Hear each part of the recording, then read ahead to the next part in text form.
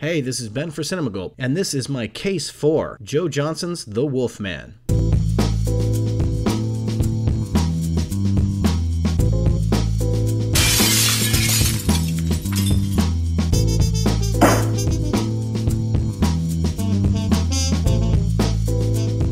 She exerts enormous power, doesn't she? Do you believe in curses?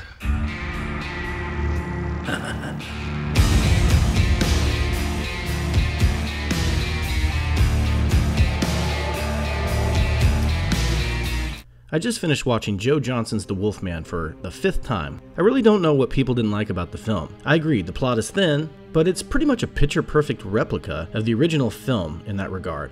It follows the same structure and even applies some of the same techniques that George Wagner made in the 1941 classic. In terms of tone and mood, does it really need to get more spot on than this film? Some critics were calling it a jumbled mess, and that it was all over the place. I believe that any film that's plagued with reshoots and rumors of problems on set will always be considered sloppy in the eyes of most critics, even before it comes out, Tombstone notwithstanding. No! The film has its flaws, but that's to be expected with any remake, especially horror ones. Oh, no, not the beast!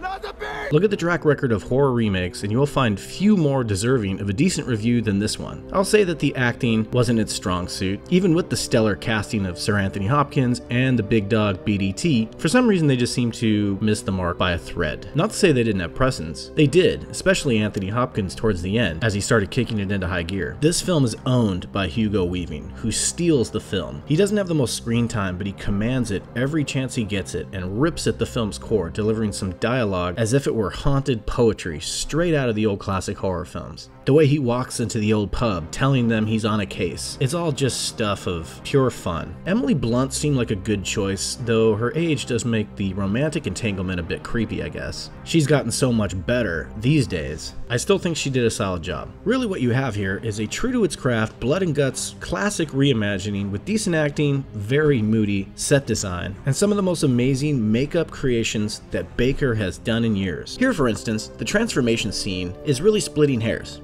On one hand, it's a brilliantly done, updated sequence of the transformation from human to werewolf. This has been done over many films. Some get it right and some don't. The reason this one's such a good example is because I can see where people are coming from when talking negatively about things in this film. It's got so many things right visually, but tonally, it's almost a joke. When people should have been scared shitless or in awe by how amazing the effects and the makeup is, I remember some people laughing in the theater. That could have to do with many things. Things going wrong in the editing bay, or just overdoing it with too much digital effects. Either way, this scene just didn't work when it really should have. It's got some amazing looking images, but just feels really hokey and goofy. Still, even through its goofiness, it's still fairly terrorizing, and a lot of that has to do with Benicio's performance. The set design has a real Burton's Sleepy Hollow without the crooked trees to it. In my opinion, when I was watching this movie for the first time, I felt that feeling that you get when you're a kid.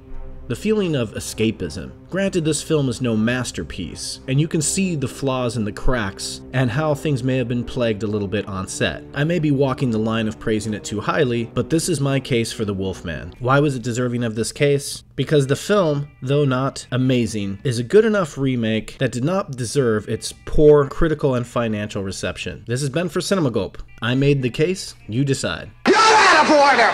You're out of order!